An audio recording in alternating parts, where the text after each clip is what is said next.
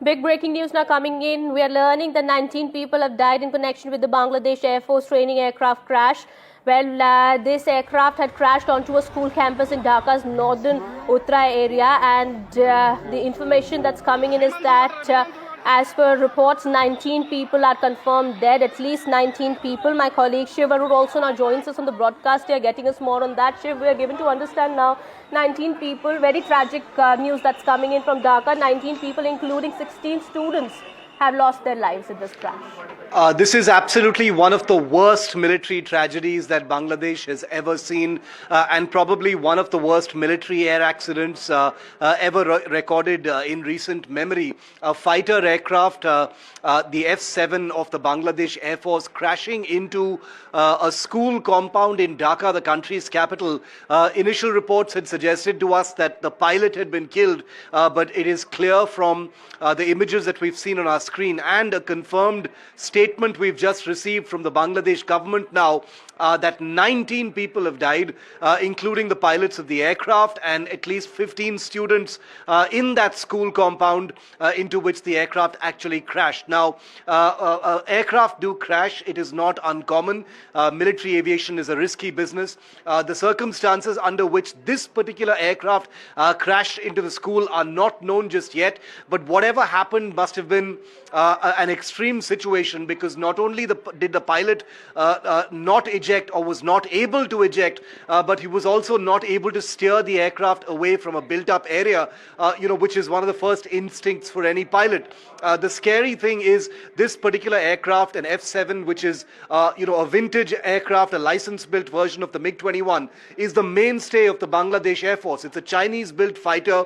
Remember that Chinese-built fighters have had questions over their quality for many years, but going into that right now wouldn't be right, because these are the initial hours after a horrific accident in which a made-in-China fighter belonging to the Bangladesh Air Force has crashed right into a school, killing 19 people. The very, very troubling images of burnt students being stretchered out of that school towards the hospital has, of course, elicited, an unusually strong message from the country's caretaker, President Mohammad Yunus, talking about how heartbreaking this entire incident is. But with 19 people dead in one single fighter crash, you can only imagine what the fallout is really going to be as far as the investigation is concerned. We can confirm that on the ground at that particular school, the rescue and relief operations are still very much on, because an aircraft like an F-7 is full of fuel. We don't know if it was carrying weapons, presumably not if it was flying over Dhaka, but crashing into a school full of fuel obviously meant a large amount of damage on the ground, and that would in part explain this unusually high number of casualties. So there could be more casualties, Shiv. We are learning that there were students, teachers, pilots, of course, who've died in this plane crash. Could there be more casualties? Any more information that's coming in about that? Highly possible, because at this point of time, if you already have a situation, remember when fighter aircraft crash in an extreme scenario when the pilots are unable to eject, usually fighter aircraft crash in open areas or in non-built up areas. It's very rare that you will see fighter aircraft crash inside a city or in a built up area, simply because of the way flight paths are planned by military planners. Fighter aircraft generally do not fly over cities because these are aircraft that generate a great deal of sound. It can lead to glass being shattered. The possibility of aviation accidents also means that aircraft from the military usually fly well away from urban centers. It is not known why this particular aircraft was flying directly over Dhaka. That itself is not uncommon. It can easily happen. Bangladesh's Dhaka airfield, after all, is a military base. But the fact that this aircraft crashed right into a school means something very, very wrong went on in the air. We don't know that yet.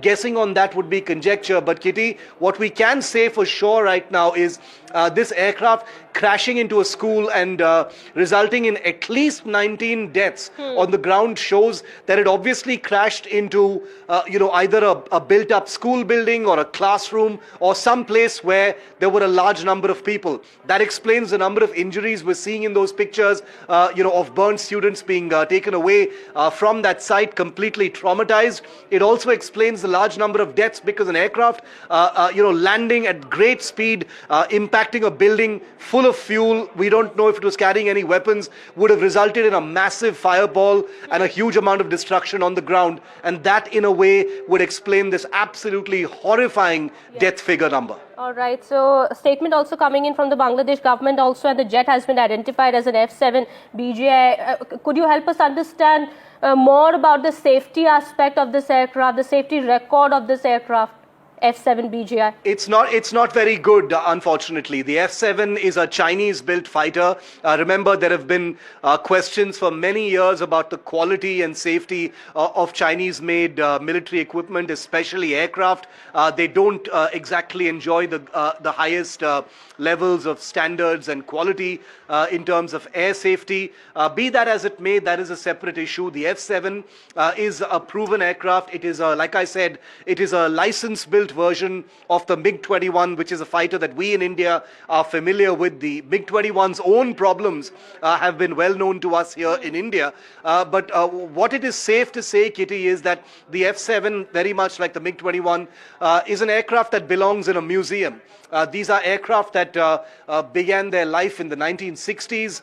The F-7 has been supplied by China to several other countries, including Bangladesh. It happens to be the backbone of the Bangladesh Air Force, which basically means that it is the fighter that the Bangladesh Air Force operates in the largest numbers. It is the mainstay, as it were, of the Bangladesh Air Force. And that doesn't augur really well for any kind of modern Air Force. But Bangladesh is a country that has been economically not doing very well for a long time, so it cannot afford better fighters. But the F-7 is one of its frontline fighters, and for an aircraft of that kind to crash in this way is extremely troubling and very, very sad, obviously, for citizens on the ground. But this is not an aircraft that has enjoyed, a very healthy safety record. That's for sure. It would be, all right, safer to say that Bangladesh government perhaps knew what could be the consequences of flying this aircraft. I mean, you've been saying these kind of aircrafts actually belong in the museum. And Bangladesh government, of course, has been facing a lot of economic challenge in the recent past. And despite knowing all of that, it has been using this aircraft in its service. So Bangladesh government probably knew about the consequences. I mean, this could have happened. They very well were aware. I wouldn't be so harsh, Kitty. I know the question you're asking, but I wouldn't be so harsh to judge because oftentimes militaries need to fight with what they have. They don't oftentimes have a choice in using the equipment that they have. In India, we are no one to lecture anyone, for instance. We still have MiG-21 fighters in service. We've lost 3 Jaguar aircraft earlier this year in crashes resulting in the deaths of 3 pilots. So it's very well to actually put that out there, but you're absolutely right. I mean, these are the harsh realities of obsolescent, aging equipment that militaries around the world have to grapple with, and Bangladesh perhaps has a situation that is much more urgent, much more troubling than, compared to even India. We at least have a few more modern aircraft types that our fighter forces can fly, but in Bangladesh, they are saddled with junk. They've got a lot of vintage Chinese fighters that crash quite a bit, that have huge availability issues, that clearly have safety issues as well. This is a country that doesn't have the resources to upgrade its fighter fleet in an urgent manner. Right. Maybe this will be some kind of a wake-up call, and the only truth, of course, is it will once again have to be China that supplies them with new fighters.